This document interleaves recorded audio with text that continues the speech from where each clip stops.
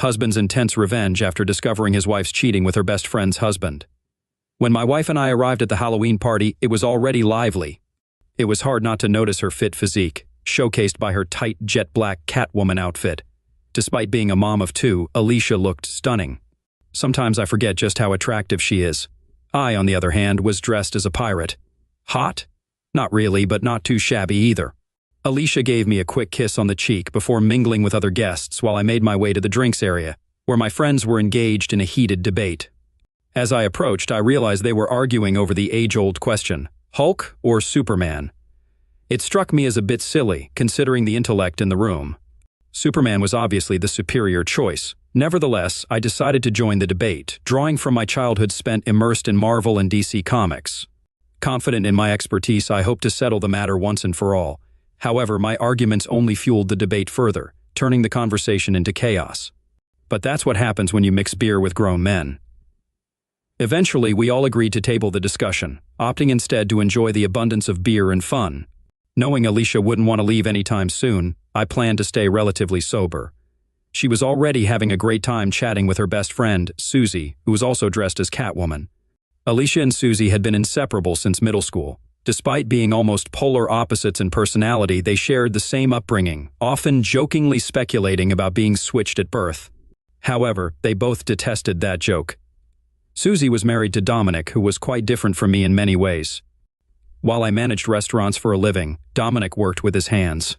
Though I wasn't as active in the gym as I used to be, I still maintained a decent level of fitness from my boxing days in college.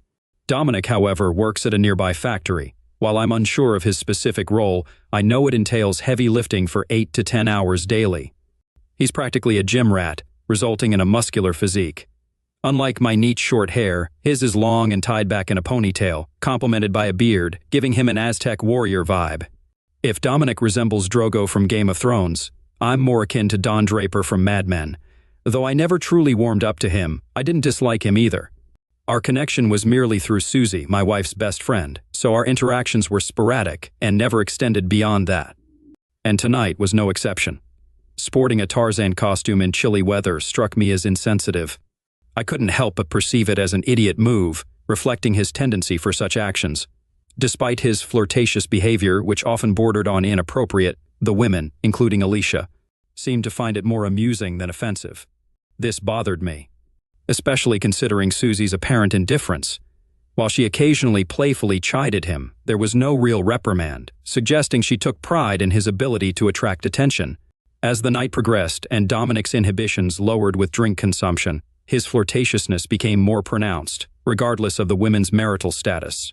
Though some husbands may have been angered by his advances, no one reacted, perhaps out of fear, intoxication, or a desire to avoid confrontation. However, I remained vigilant, ready to intervene if he crossed a line with Alicia. Sensing my unease, she approached me. "Are you enjoying yourself, Greg?" she shouted over the music. I nodded and took a sip of beer, observing her move to the music. Standing beside me, her attention shifted to Tarzan, silently appraising his physique. Unintentionally, I felt a surge of jealousy as I sensed her desire. It bothered me. "Who dresses as Tarzan in this weather?" Alicia snapped back to reality and faced me. "You know Dominic, sweetheart, always craving the spotlight." I chuckled, but the taste of my beer suddenly soured. Alicia noticed my shift in mood. "Are you jealous?" she asked. "Jealous of him?" "I don't need to strip down to get attention," I replied, my tone defensive. Alicia laughed it off. "Of course not, honey," she said, turning her attention back to him. As the night progressed and more drinks flowed, inhibitions waned. Dominic and his loincloth became less of a focus as I mingled with my genuine friends. It wasn't until later that I noticed Dominic making advances towards Alicia. Searching for her, I found them in the kitchen, engaged in an intimate conversation. My jealousy flared, and Dominic retreated upon seeing me. Alicia, sensing the tension, greeted me with forced warmth. "Hi, darling, I was just looking for you," she hurriedly said. "I've been in the same place all night, Alicia. What were you two talking about?" "You looked awfully cozy," I asked, my tone accusatory. She tried to dismiss it. "Nothing happened, Greg. Dominic was just being his usual flirty self," she assured, but my unease lingered. "I'm just a bit tipsy, honey. Don't worry," she said, patting my cheek before leaving. For the rest of the evening, Dominic and Alicia kept their distance, exchanging only secret glances. It was enough to unsettle me. I needed a break. The beer was kicking in, so I needed a bathroom break. Afterward, I bumped into Dominic as if he had trailed me. "Got a problem, Greg?" he slurred, his gaze menacing. "What?" I felt the surrealness of the moment. He accused me of looking down on him due to my wealth, inciting superiority. It puzzled me. "You're drunk, Dominic. Go home before you say something you'll regret," I said, moving past him. "Regret what? Like sleeping with your pretty wife?" He jabbed, grabbing my attention. I confronted him, warning him to keep my wife out of his twisted thoughts. He smirked, dismissing them as memories, not fantasies. His words struck me like thunder, ending the conversation. "You're full of it," I retorted, less certain now. Then he made crude remarks about Alicia, crossing a line. Enraged, I struck him, the impact echoing through the drywall. Descending the stairs, I found Alicia, her tear-filled eyes confirming Dominic's claims. Panic ensued as Dominic lay unconscious. Amid the chaos, Alicia approached me, her question frozen on her lips. A glance told her I knew. Her teary eyes confirmed Dominic's words. "Call emergency! Dominic's unconscious!" she cried. Screams echoed from above, but I stood there, looking at Alicia, searching for the woman I married. Honestly, I didn't care about Dominic's fate at that moment. "What the hell did you do to my husband?" A scream pierced the air behind me, followed by fists punching my back. I dodged Susie's swings and someone pulled her away. "Greg, what the hell?" Richard, the party host, questioned, noticing the chaos. Ignoring him, I faced Susie. "Did you know your husband slept with Alicia?" Her silence spoke volumes, confirming her knowledge. Without anger or denial, she just looked at me as if she knew everything. Alicia's hand rested gently on my shoulder. "Greg, we need to talk, but not here," she said softly. I turned to her, unleashing a surge of rage unlike any I'd felt before. It was so intense, tears welled in my eyes, a release of emotion preventing me from exploding. "He woke up!" A shout echoed from above. Susie hurried back upstairs. My anger began to fade as the gravity of the situation sank in. What if I had eliminated Dominic in a moment of anger? I could face lifelong consequences, even assault charges, jeopardizing my hard-earned career over a drunken mistake. The same drunken mistake who slept with my wife. "Greg, come on, honey, let's get out of here. We need to talk," Alicia pleaded. "No, Alicia, you're going home with your boyfriend and his wife." "I'm leaving," I retorted, heading for the front door. Alicia grabbed me in desperation. "Greg, you can't leave me here. We're going home and we're going to talk. Do you hear me? You're not leaving me behind," she cried, her face streaked with tears, a mix of fury and sadness. It made no sense what she was angry about. "I can't handle this, Alicia. Don't go home. I could end up in jail for assault." "I don't want to add domestic violence to the mix." "Damn you, Greg, damn you. Want to punch me? Go ahead, coward. At least you'll acknowledge me." "Damn, it'd be the first time you've touched me in weeks," she jabbed, her finger into my chest as her anger escalated, leaving me puzzled by its intensity. She was the one in the wrong, yet she was furious. "Is that it? Because I don't cuddle you every night? Is that your lame excuse? Is that why you cheated with this idiot?" She didn't respond verbally, her defiant glare spoke volumes. "Just so you know, Alicia, I earn a living. I don't have a husband to pay my bills. Maybe if you had a job, you'd understand what it's like to come home exhausted." Suddenly, I remembered our audience, hanging on every word like they were watching a movie. Alicia was mocking me. Poor Greg, too tired for his wife, yet finds time for adult movies. Maybe if you paid attention to your wife instead of silicone Barbie dolls online, she wouldn't confide in her friend about feeling neglected. Alicia's voice crescendoed, fists clenched, tears streaming down her face, a mix of pain and fury. It was the ultimate humiliation. I had no witty retort or comeback. Speechless, I faced the judgmental stares of our friends and neighbors, shock, disgust, sympathy, and perhaps a hint of entertainment. I had to leave. Alicia's cries of despair echoed until I started the car and drove off into the night. This story, based on real events, is not from Greg's perspective, but mine, Richard, the party host. Yes, I have a hole the size of Dominic's next to my daughter's room. Writing from Greg's viewpoint allowed readers to feel his anger and humiliation. My wife and I discussed it extensively. It's like watching a train wreck, you can't look away. Susie's lack of anger when Greg disclosed Alicia's affair with Dominic indicated she was already aware. Was it a ménage à trois or another scenario? Frankly, a ménage à trois involving them would rival any adult movie. How long had this been going on? I also noticed the exchanged looks between Alicia and Dominic at the party, suggesting something more. Maybe I'm overanalyzing, but maybe not. It was evident Greg was neglecting Alicia carnally, perhaps in other aspects too. Was this an excuse for her infidelity? I doubt it. Does it explain why she cheated? Certainly. Women whose advances are consistently rebuffed may be more tempted to have an affair, especially if the husband shows interest in other women or watches adult movies, which can be seen as a form of betrayal. By the way, Alicia is incredibly attractive in real life. In my opinion, any man would find her irresistible. But this reinforces the saying that for every beautiful woman, there's a man tired of having lovemaking with her. The crucial question is what happens next. Currently, the four of them are keeping silent about the situation, but it's only a matter of time before it comes out. While this story is based on true events, I didn't witness everything and had to take creative liberties, especially with Greg's inner thoughts. I sympathize with him and the tough choices he faces. Alicia treated him unfairly, regardless of her reasons. I'm uncertain whether reconciliation or divorce is the best path. Full disclosure, I'm somewhat biased, as Greg is a friend of mine. And about Superman and the Hulk, I side with Greg. Superman's powers like thermal vision, flight, and super speed would easily defeat the Hulk, unless there's kryptonite involved. But that's beside the point. Mr. Kieran, they're calling you on line 1. Who is it, Betty? Mr. Ford is calling for you, sir. Greg called me. I've been trying to reach him since the Halloween incident. Until now, he, his wife, and their lovers remained silent, but there have been so many questions. How could something like this not happen? The public showdown was so dramatic, with elements of lovemaking, violence, and betrayal, and the epic confrontation between David and Goliath. Except this time, Goliath had a glass jaw and wrote a check his drunk self couldn't cash, and David cashed it out of genuine hatred. Patch him through, Betty. Sir, he seems a bit upset. Well, yes, his wife did publicly humiliate him. If he weren't upset, I'd be concerned. Thank you, Betty. I'll handle it. I awaited the click indicating I was connected to Greg. Hey, Greg, it's Richard. I've been trying to reach you since. I couldn't bring myself to say these words out loud. Ever since I found out about my wife sleeping with that bleep. Yeah, I needed some time to process everything, Greg replied, his voice still carrying the simmering anger beneath his composed tone. Even over the phone, his emotions were palpable. So, do you want to talk about it? I asked, hearing a chuckle from him on the other end, tinged with bitterness. It almost sounded like a snort. Why would I want to talk to you, Richard, huh, buddy? So you can broadcast it online?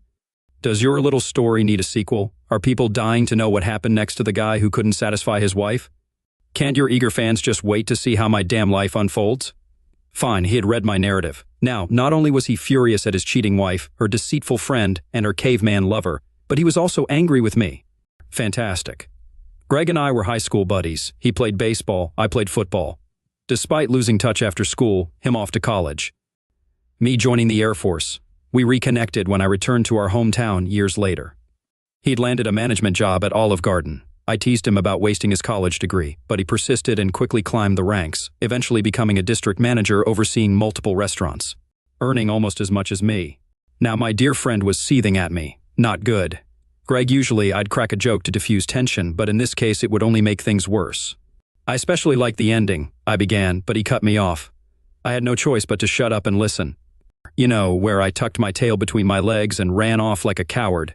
Nice touch, his words dripped with sarcasm, leaving me feeling like a terrible friend, utterly defenseless. Greg, where are you? We need to talk, I urged. You know what's funny, Richard? I've suddenly become quite the popular guy these days, more so than ever. Before, seems like everyone wants a chat with me. Must be my charming personality, he quipped, his voice slurring slightly. I could hear the clinks of liquid pouring into a glass. Greg, are you drunk? I asked, concerned. No, Richard, I was drunk an hour ago. Can't tell you who I am now, he retorted sarcastically. All right, I admit it. I was a lousy friend, but I'm here to make it right. Where are you, Greg? I said hastily, grabbing my coat and keys, momentarily forgetting my work obligations. Screw you, Richard. Not telling you where I am. Don't you dare show up at this bar. I'll mess you up if you do, he warned before the line went dead. But I didn't need him to tell me. I knew exactly where he was. There were only a handful of bars in town worth going to, and Greg had his favorite, at Moe's. Partly because he had a thing for the cute bartender there. She was the type who could flirt and seem unattainable at the same time, which only added to her allure. Yet, despite her charm, she wasn't busy when I walked in. My heart sank, seeing Greg alone at the bar, the sole patron in the place. Checking my watch, I realized it was just past noon. Karen, the bartender, greeted me with a wave, her eyes showing concern. "Does this handsome guy belong to you?" she teased, though her smile didn't quite reach her eyes. I nodded subtly, gesturing for her to give us some privacy with a tilt of my head towards Greg. It was all I managed before his fist connected with my face, sending me reeling and seeing stars. No wonder Dominic ended up in bad shape. Before I knew it, I was on the floor wiping blood from my lip as Greg glared down at me. Eventually, he shook his head and returned to the bar stool. I picked myself up, signaling to Karen to keep quiet as I made my way over to Greg before he noticed me again. She stood before us, eyes wide as saucers. As she started to approach, I silently waved and nodded, signaling that it was all right. In response, she nodded back and resumed clearing tables. "Now that that's settled, can we talk?" I asked, mustering up courage as I sat down beside him. He took another sip of his beer and shook his head. "Off the record?" he quipped sarcastically. I chuckled inwardly. At least his sense of humor was intact. "Anyway, you really hit a nerve there," he said with disdain. "How's your relationship with your mom? You've met her, right?" "Yeah, I still remember her frisking me to make sure I didn't bring any forbidden stuff into her house." We laughed about it later, Greg recounted, taking another sip before meeting my gaze. "For God's sake, Richard, it was bad enough going through that, then reading about it and knowing all my friends knew it was me." "Greg, I just pinned it down. I never meant to embarrass you, and besides, no one will even know it's you," I tried to reassure both him and myself. 2 cats, Tarzan, and a pirate, plus the pirate who tossed Tarzan into the wall. How many damn Halloween parties do you think that's happened at? Most of them are the same. Greg looked like he wanted to punch me again. "You find this funny?" Okay, humor was definitely not the way to go. "You're right, Greg. I was an idiot. I genuinely apologize for putting you in that spot." "Well, I'm not sorry for punching you," he retorted. I rubbed my chin and chuckled. "You still punch like a girl. No wonder you always got your backside kicked in boxing." That seemed to break the tension, and it continued to thaw. I managed to coax him away from Moe's and into my car. Karen shot me a grateful look and hugged me as we left. "Take care of him, Richard. He's going through a lot," she said. My jaw was throbbing and beginning to swell, but I got Greg out of there, and that was what mattered most. The moment I secured him into my passenger seat, he drifted off, looking like he hadn't slept in days. Instead of heading to his mom's, I drove him to my place. Along the way, I called another friend, John. "How's it going, Richie Rich?" He greeted me cheerfully as he answered the phone. John was one of those guys who still acted like he was in his 22nd. A great guy, though quite immature. I emphasize very, since most guys are at least a little immature. He's the one who sparked the whole Hulk versus Superman debate, always the life of the party. However, none of the wives really want their husbands to be under his influence. He had a knack for bringing out the teenage troublemaker in his friends, but we all love him. "John, I need your hand." I found Greg at Moe's, soused as hell. "Brought him back here and laid him out in the basement," I explained. "Damn, glad you tracked him down. Been looking for him all week after what that idiot did to him. It's a miracle he didn't do something drastic." John parked his Mustang behind my Tahoe in my driveway, and together we tackled the task of moving 200 lbs of dead weight onto the couch in my basement. Not an easy feat. After chatting for a bit, he headed out with the promise that I'd keep him updated. Being home early meant I had the house all to myself, which was a rarity. So rare, in fact, that I found myself at a loss for what to do. Didn't want to step out in case Greg woke up disoriented, so I fired up the George Foreman grill for steak and baked some potatoes. Then I flipped through my cable sports package, hoping to catch a good game, or at least some interesting sports talk. Settled on a documentary and dug into my meal. It wasn't long before my wife, Nikki, walked in with our kids in tow. "Hey, what brings you home so early?" she asked, planting a kiss on my cheek. The kids scampered upstairs. "Found Greg at Moe's, soused as hell. Brought him back here and laid him out in the basement," I explained. She looked hesitant. "Are you sure that's a good idea? I don't want any drunken antics in front of the kids." "He'll be fine, sweetheart. I'll keep an eye on him," I assured her, feeling her hand caress my cheek, sending a shiver down my spine. That's when she noticed the swelling. "Richard, what the hell? Did he do this?" "I'm all right, honey. Don't worry about it." "Rich, get him out of here." "Honey, everything's under control. The poor guy just found out his wife was cheating on him a few weeks back and it happened so public. He's on edge. Plus, he's been dealing with it all alone. I'm his friend. He needed an outlet for his pent-up anger, and if that meant taking some hits, I didn't mind. Besides, my jaw is not as fragile as Tarzan's. Maybe he should consider a different costume next year." Nikki couldn't help but chuckle at that. Watching Tarzan get his backside kicked by a pirate was pretty amusing. I doubt Jane would approve. Yeah, Tarzan definitely got what was coming to him. Dominic should spend less time pumping iron and more time hitting the bag, Nikki quipped. Or at least learn to dodge, she added. We shared a laugh. Once her giggles subsided, one thing I've always admired about Nikki is her personality and sense of humor. It's one of the reasons why I can't stay angry with her for too long. I headed downstairs to check on Greg. His thunderous snoring assured me he was still very much alive, albeit functionally comatose. I slipped a pillow under his head when he let out a sound that could wake the dead. His drink's breath could have knocked out a bull. What the heck, Greg? I muttered. The stench clinging to me, I needed to step away. A few hours later, a zombie-like version of my friend emerged from the abyss. His bloodshot eyes screamed exhaustion and distress as he shuffled around my kitchen. Nikki shot me a silent warning that spoke volumes. Keep him in line or he's out. I approached him in the kitchen. How you feeling, buddy? Feels like my wife cheated on me, humiliated me in front of the whole neighborhood, then ran me over with a truck. At least your memory is intact. 2 out of 3 ain't bad. His eyes narrowed. My memory's fine. I remember your damn story too. Remember how you socked me in the face for it? I rubbed my tender jaw. That part seems fuzzy. Might need a repeat just to be sure. It's done. There was no real venom in his words. Despite his talk of wanting to punch me again, I knew he wouldn't. I've said it before, but I'm really sorry about that story, Greg. I didn't think it would reach as many people as it did, and I certainly didn't think you'd find out about it. I was wrong. People actually read it. I even got a message from this guy I know who heard about the party from someone and then read your story online. Who's this guy? You don't know him. He's this loudmouth named Harry from Virginia. I chuckled.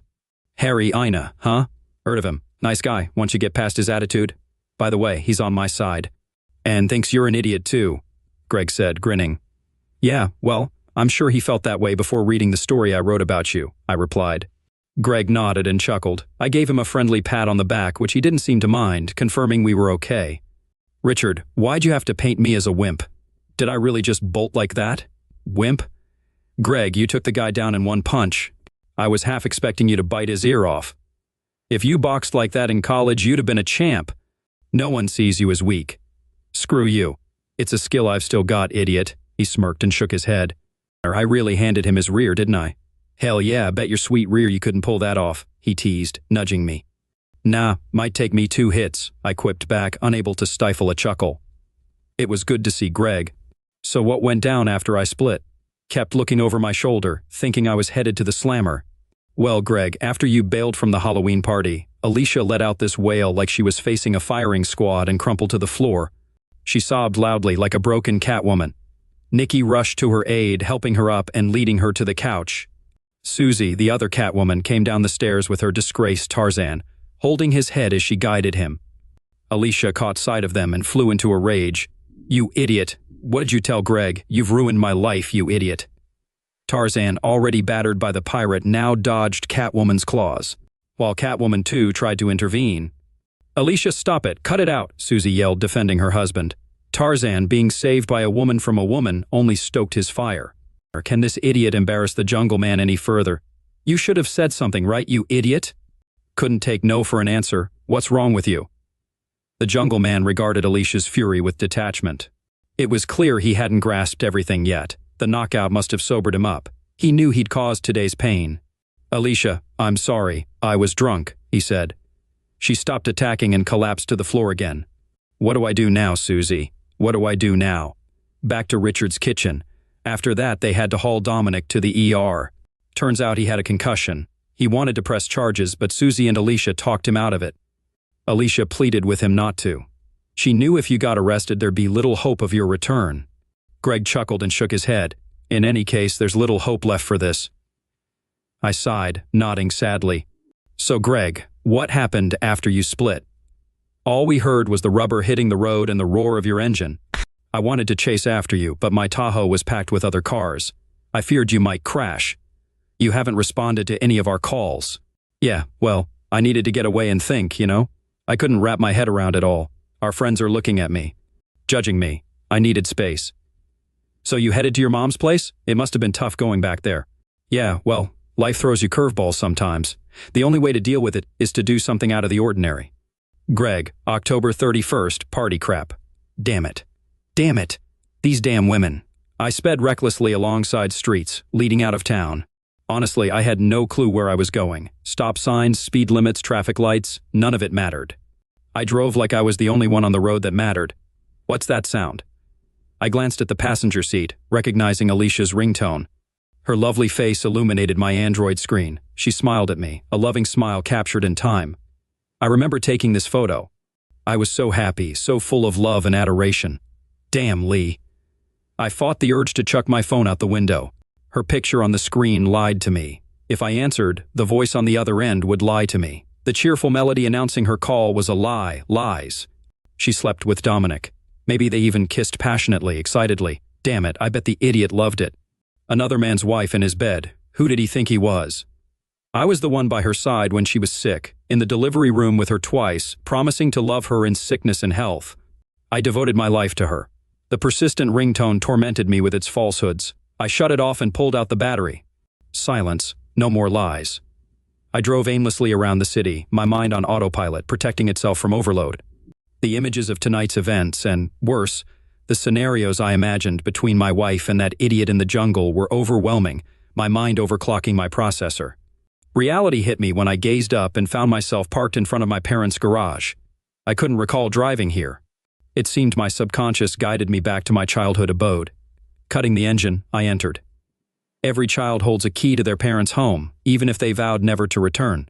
Well, perhaps not every child, but in my case, it was late. The living room, unchanged for decades, greeted me in darkness. The sofa, coffee table, lamp, all fixtures frozen in time, exactly as I remembered them. Strangely, I found solace in this familiarity. That night, in one drunken conversation with a Neanderthal, everything changed in an instant. I've always been skeptical of stories where worlds shift in a blink, except in tragedy. This night turned me into a believer. My entire understanding of life was upended by a single conversation. Returning to my childhood home brought a sense of stability after an earthquake shatters buildings and fractures the ground. In such times, people crave calmness. Stability was what I needed now. For the moment, I was safe at home. "Who's there?" My mom's voice rang out, envisioning her wielding a baseball bat, ready to fend off intruders. "It's me, Ma, Gregory." "Yes?" Suddenly, the light flicked on, momentarily blinding me. I squinted to shield my eyes. "Why on earth are you skulking around in the dark, trying to give me a heart attack?" "Glad to see you too, Mom." As my eyes adjusted, I faced an elderly lady, clad in floral pajamas, hair in curlers. "Why are you here at this hour? And what's with the idiotic outfit?" Straight to the point, that's my mother. In that moment, I realized I was still in most of my pirate costume. My hat, parrot, and eye patch were long gone. Now I just looked, well, like an idiot. Long story, Ma. "Listen, I'll be staying here for a while. The kids will leave tomorrow, but I'll be back. I'll fill you in, but not in front of them, okay?" I didn't ask her to stay with her. I simply informed her of my intentions. This might appear odd to most, but it's normal for us. My family isn't what you'd call affectionate. My dad is straightforward, never saying more than necessary and expecting the same in return. Hugs are brief. "I love you" is reserved for dire moments. My parents were a perfect match, both reserved in affection. How they even conceived me remains a puzzling mystery. They were either destined to find each other or destined to suffer alone. "All right, Gregory, you know where everything is. I'm going back to bed." My mom's frail figure vanished around the corner, her voice trailing. "And lock up." The next morning I checked my phone, finding 29 missed calls, 15 from Alicia, some from Richard, and a few from others at the party. I ignored them, knowing they'd likely consist of people eager for gossip about the affair. After a restless night, pain, anger, and confusion lingered. I also wondered about the police. What happened to Dominic after I left? Did he go to the hospital? Press charges? Would I end up in jail? I slipped out of the house before my mom woke, leaving a note explaining my departure. If Alicia called, Mom was instructed to inform her I'd reach out when ready. I parked near my favorite bar, seeking solace and strong drink to numb the pain. For the next couple of weeks, I hid at my mom's, only encountering Alicia when dropping off the kids or fetching belongings.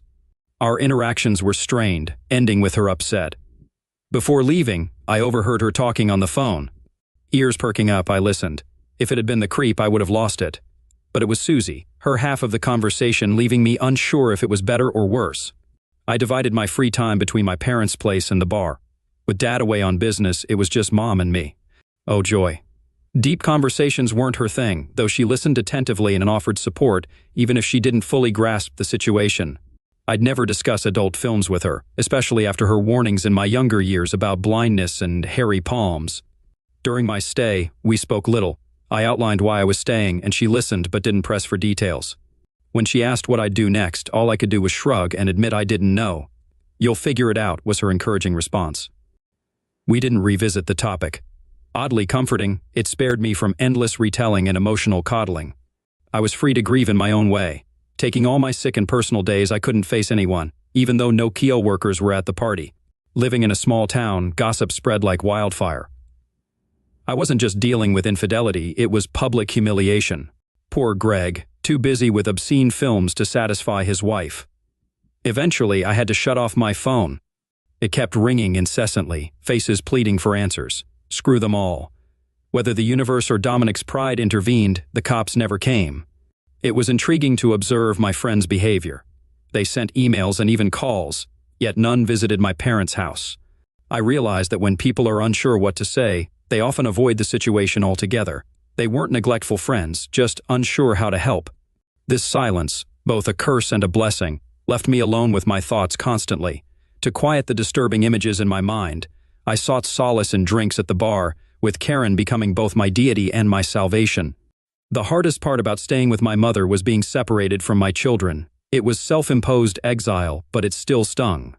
I knew seeing them meant facing Alicia, akin to reaching a warm bed across a half-frozen lake, so I drank even more to numb the pain.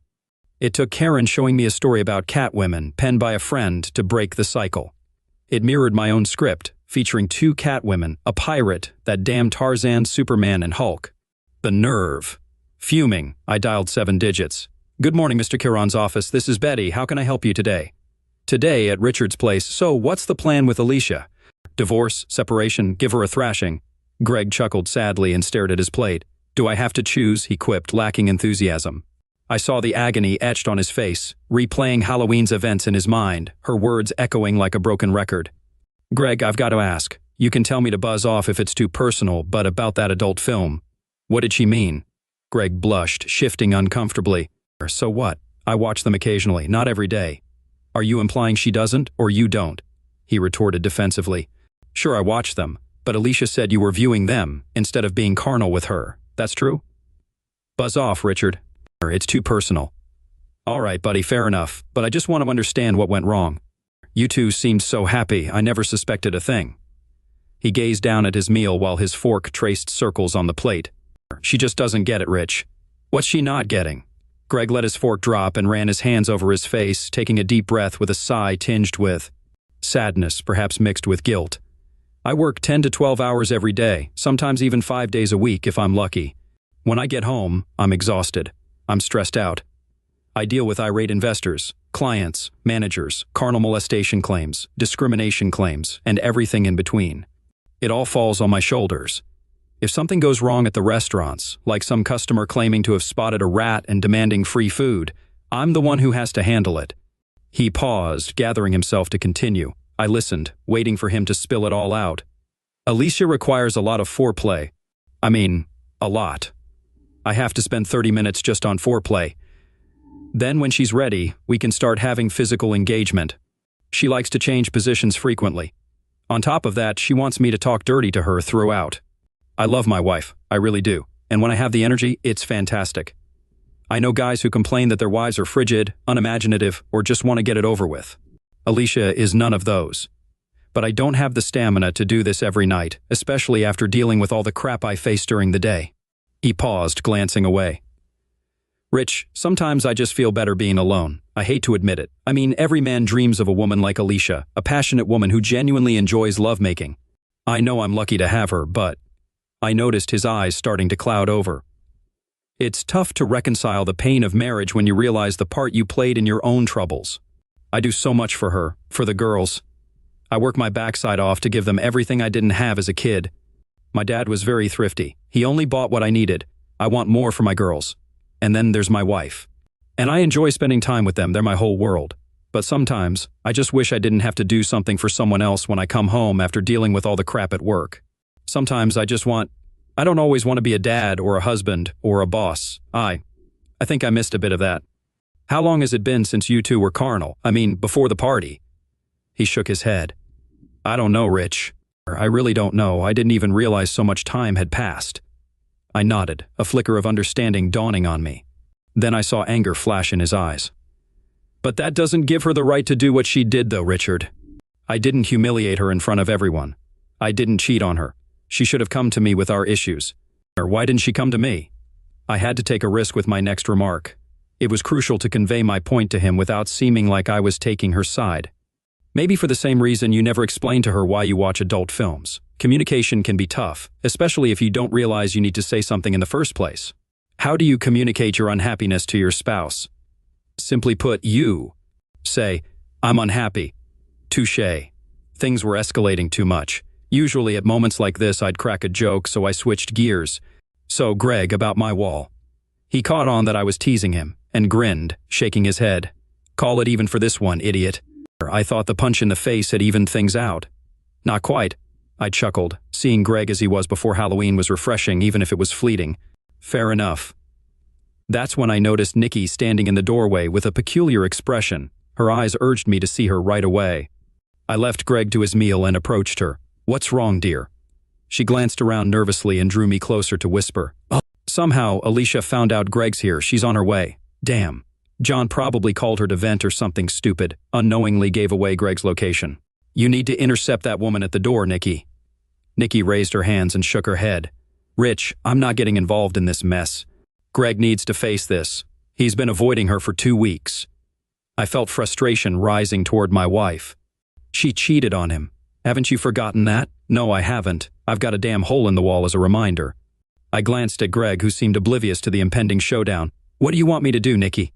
Her expression softened with resolve when she saw my determination to help my friend. He has to handle this himself, babe.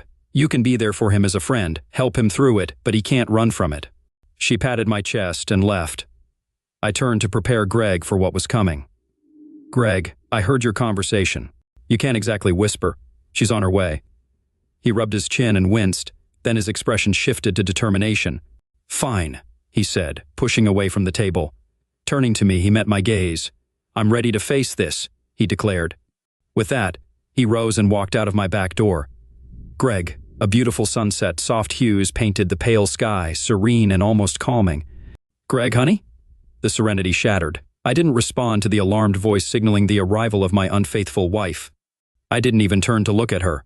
My eyes remained fixed on the sky above. Alicia interpreted my lack of reaction as an invitation, which, in some sense, she wasn't entirely wrong about.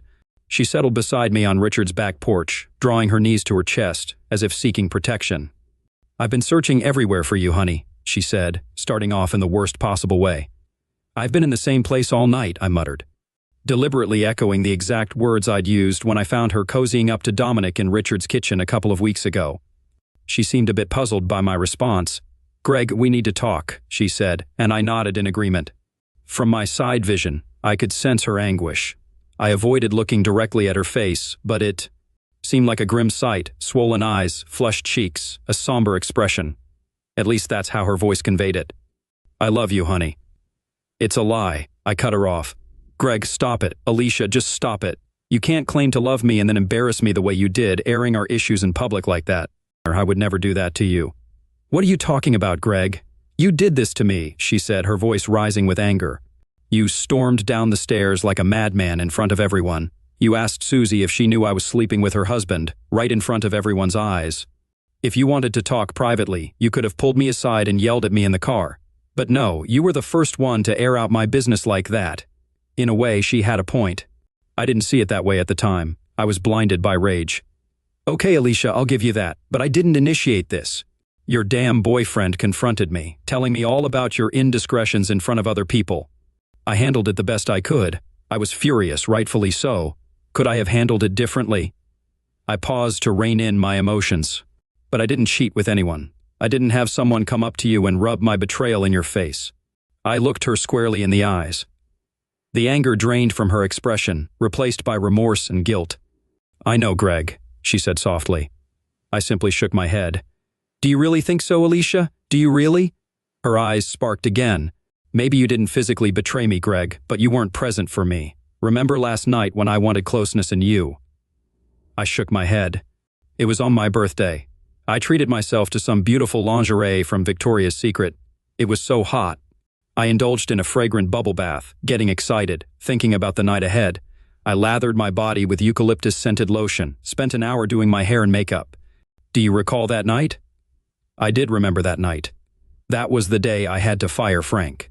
He was my close friend, one of my assistant managers, back when I worked at Olive Garden. We'd become good friends over the years. When the allegations surfaced, I stood up for him vehemently. I was certain he wouldn't do something so reckless. But the girl had text messages, damn text messages. When they emerged, I was livid. I was the one who promoted him. I was the one who vouched for him. And I was the one who had to deal with it, or they'd deal with me. So needless to say, I wasn't in the best mood that evening. But I didn't forget her birthday. I made a reservation at her favorite restaurant, all set for a nice dinner. But all Alicia wanted that night was dessert. We went out to dinner for your birthday, and then we made love that night, Alicia. I recalled this. She shook her head sadly. We had lovemaking, Greg. You couldn't even enjoy it. Then when I tried to cuddle with you, you pushed me away, saying you were tired. That's why I gave you space. Her voice caught, and she swallowed hard. I knew she wasn't finished yet, so I waited for her to continue. Then I woke up in the middle of the night. I saw you at your computer. I saw you watching adult films and pleasuring yourself. The words came out forcefully, and then she broke down. Her body trembled as she tried to cry silently, but to no avail. I sat beside her, speechless. Slowly, I began to grasp her perspective. Hearing her side of things opened my eyes. Until tonight, she was just a deceitful cheater. Now I wasn't so sure who she really was. I get it, Alicia. All right, I took you for granted. But do you truly grasp this, Greg? Do you comprehend how deeply this devastated me? Can you fathom the pain of realizing that, at your best, you're not enough to satisfy your husband? I doubt you do. After that, I made a pact with myself to stop initiating lovemaking with you. I wanted you to desire me, but you never did. So, that's why you ended up with Dominic. Did he make you feel like a woman? She sniffled beside me and wiped her nose on her sleeve. Yes, Greg, he and Susie did. Damn it, Susie and I got drunk once in high school. Something happened that night. In the morning, we were mortified. We chalked it up to the drinks and pretended it never occurred. Well, over a decade later, I found myself at her doorstep in tears a few weeks afterward, feeling like the most inadequate woman alive. I went to her place. I was so low, so shattered. I told her I needed to get drunk, and did. The feeling of inadequacy started to fade, but it never truly went away. And how did you end up in bed with her and Glassjaw, Dominic? Came home from work and found us completely wasted. Susie confided in him about my issues. He began telling me how beautiful I was, how he desired me. Susie backed him up, mentioning our past in high school. He got excited and suggested we kiss. We were so drunk that we obliged. It all began with a playful kiss, but before I knew it, things had escalated beyond control. How many times did you sleep with them? She turned to gaze at the now darkened sky above us and whispered, Twice. It stung. The drunken episode was bad enough. I could eventually move past it. But knowing she'd been with them again was a whole other blow. So, at the party, in the kitchen, what were you and Dominic discussing? Her eyes flashed with anger and a hint of guilt as she recalled it. He was drunk, complimenting my hot costume, and suggesting we go to their place for some fun. I was worried someone might overhear, so I tried to hush him. I admitted my mistakes, saying the three of us couldn't continue. Then he got a bit forceful, pressing against me. That's when you walked over. Yes, I gathered my lingerie in a pile. Wasn't that what you said? She nibbled her lip, shaking her head. I was furious, Greg. Seeing Dominic pestering me like that just reminded me how little you valued me. Were you planning on heading to his place later for some fun since he appreciated you? She shook her head, locking eyes with me. No. I was hoping you'd finally take the initiative. I chose the Catwoman outfit because I knew you loved Michelle Pfeiffer in Batman Returns. You once told me how you fell for her because of that suit. I saw the way you looked at me in it. I saw desire in your eyes, mine. I almost skipped the party altogether to get what I'd been yearning for. I wish I had. I hoped when we got home you'd take me. And then Dominic happened. She spat his name out. Well, none of this would have happened if you hadn't slept with him. Why didn't you just talk to me, Alicia? She sadly shook her head again, sniffing. I don't know, Greg. I wish I did. Lord knows why I didn't. Well, I guess there's enough blame to go around. She turned to me, hopeful. So what now, Greg? I don't want to lose you. I love you so much. I'll do anything for us to get through this. My head swirled. Can we get through this? Can I forgive her, knowing I played a part in our downfall? Leave the past behind? I don't know, Alicia. So much has happened. It'll take a lot for us to start healing from this. A glimmer of hope sparked within her. She wiped her tears, gripping my hand. Please, honey, I'll do anything. Just give me a chance to show you how much I love you. I met her gaze, sensing hope. I began to feel it too. It'd take time, but maybe we could mend each other. If we both fought hard enough, there might be a chance. All right, Alicia. But it'll take several steps. First, we need counseling. It's necessary. Obviously, we have a lot to work through. We need to learn how to communicate with each other. She kissed my cheek, embracing my neck. Yes, darling. Whatever you say. Secondly, you need to cut ties with Susie. That's when I saw the light fade from her eyes, feeling it dim in my heart. What did you say? I said you need to end your friendship with Susie. Greg, why are you asking me to do this? I reclined in my chair, staring at her in disbelief. Seriously, Alicia? You cheated on me with her and her husband. What do you expect me to do? Just trust that it won't happen again? Every time you're with her, or talk to her, do you realize what goes through my mind? How can I heal if this wound keeps getting salt rubbed in it? She recoiled as if I'd struck her, tears welling up in her eyes. We locked eyes in silence, as seconds stretched into eternity. You want me to choose between my best friend and my husband? I can't do it, Greg. Please don't make me. Words couldn't convey the agony that coursed through me at that moment. Strangely, it was worse than catching her in the act. This time, there was no anger to mask it. My heart constricted painfully, crushed by the weight of the realization that it was too much to bear. The fact that she couldn't choose me over her best friend was devastating, a catastrophe of unfathomable proportions. The woman I loved most didn't love me the same way. I wasn't her one and only love. I shared her heart with another. Dominic's irrelevant now. I don't care about him. This is bigger, Alicia. But she couldn't sever her ties with Susie. The bond was too strong, rivaling her love for me. She couldn't let it go, even if it meant sacrificing our marriage. Sadly, we divorced less than a year later. Alicia fought tooth and nail to prevent it, even stooping to humiliating herself. I never imagined I'd see her pride crumble like that. She begged me at my workplace not to leave her, embarrassing herself in front of everyone. I begged too. It was a heart-wrenching plea that left everyone uncomfortable. Even I secretly hoped I'd give her another chance, but I couldn't bear the thought of her being around them. As long as she refused to relinquish her friendship, in essence, I was right. No spouse should have to share. A year later, the wounds still run deep. There are no winners here. We do our best for the kids, avoiding putting each other down in their presence. Yet many nights I've been a shoulder for Greg to cry on. But there was one silver lining. This Halloween, he brought a date to my party. She wasn't dressed as Catwoman. Maybe she's just a rebound, not his next great love. But finding someone new is still progress. Real life isn't about neatly packaged endings. It's a messy, gradual healing process. Alicia, Dominic, and Susie didn't show up at the party. They cut off contact with the rest of us. Susie remained staunchly by Alicia's side, accusing Greg of unfairness and trying to force an impossible choice. In my view, the choice wasn't impossible. Alicia simply didn't want to be married as much as a loving wife should. She claimed she'd do anything, but actions speak louder than words.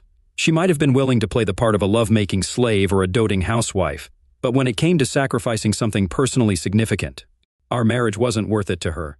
In the end, he's better off without her.